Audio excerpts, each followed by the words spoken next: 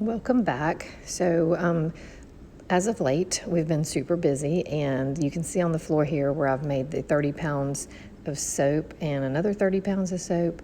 And I'm going to show you a mess back here because we have outgrown this storefront in about a month. So I had to put some soaps out back. It was cold out and they were getting overheated, so I set them outside. So I was just showing you that. But the main reason for the video today is discussing their bath bomb press that we got from Bath Bomb Express. It's the 21 mega mold, and we've been happy with it.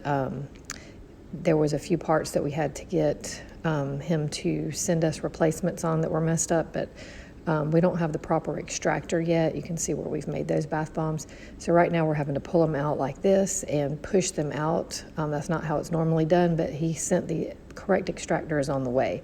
But here in just a minute, I'm going to stop this voiceover and actually explain the process. But you can see the bath bomb here. But I'm going to actually explain it here, how we have found to best use this bath bomb press. Okay, so here's how we are going to press it down.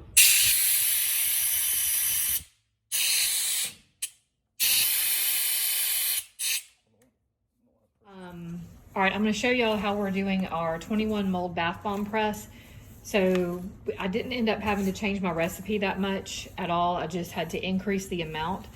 So what we have found after doing this a good bit is we probably made, I don't know, 10 or 12 batches so far. So we are by no means expert at it, but what we have found is it's probably not so much your recipe as much as it is how you pack your cavity. And so my husband's been doing it more than I have. And what we have found is when you put your mixture into the bath bomb press, if you fill it in and then do a slight press just to compact it just a little bit and then top it off, and I'll show y'all in a minute, then he'll mound it just a little bit. That's what's seeming to work for us. But I do know that obviously humidity plays a major role in how your bath bombs will dry. And we live in Georgia, which has got a really high humidity. So our humidity right now in this store is about 54%. So just to give you an idea of where we're at with it. But so we've got the bath bombs in there and then pressed just a little bit, evened out, and then mounded just a little bit. And we have found that that gives us the most consistent bath bomb. I'll show you, like these are the ones we just did. So it's got a pretty thick ring on it, which is fine with me. I mean, to me, I don't know if some people like it or not, whatever it's, but like this one's got just like a medium sized ring. And you can see I've got bath bomb stain on my finger. But so here's how it's being molded there. I mean, not molded, mounded. And then we will use the press, which is going to get loud in a minute, isn't it? Or no?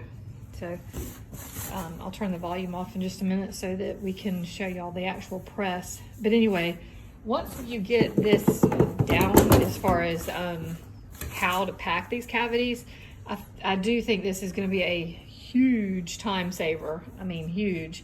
But this bath bomb press is a massive investment. At least it was for us.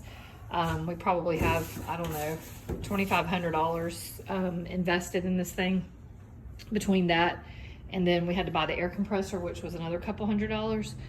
And it's big and it's loud and expensive. But I think it will, help me be more efficient and help, I guess, produce obviously more bath bombs, and being more efficient with it is the biggest thing, because having to mold each bath bomb by hand individually is very time consuming. So I think we timed it last time and we were able to do about 90 bath bombs in an hour. Wouldn't you say maybe? Something like, huh? A little over an hour? Yeah, a little over an hour. We could get about 90 bath bombs out. And with this, we haven't actually timed ourselves yet because we're still in the learning process, but there's no question it's faster, obviously. But when you can get past this learning curve, then we should be able to start reaping some benefits of getting some time back. But I'm gonna pause this and then come back. I will be updating y'all on the bath bomb press the more we play with it, to give y'all more tips and tricks on the bath bomb press. But I did want to show you, I got a sign for my front door, which turned out really nice. Very pleased with that. Here it is from the outside. But also I had all of my big equipment delivered yesterday, and I already have a video filmed. I'm just going to get that posted, showing you guys all this equipment going into my store. I'm really excited, and I think you're going to be really surprised how we fit it all in there.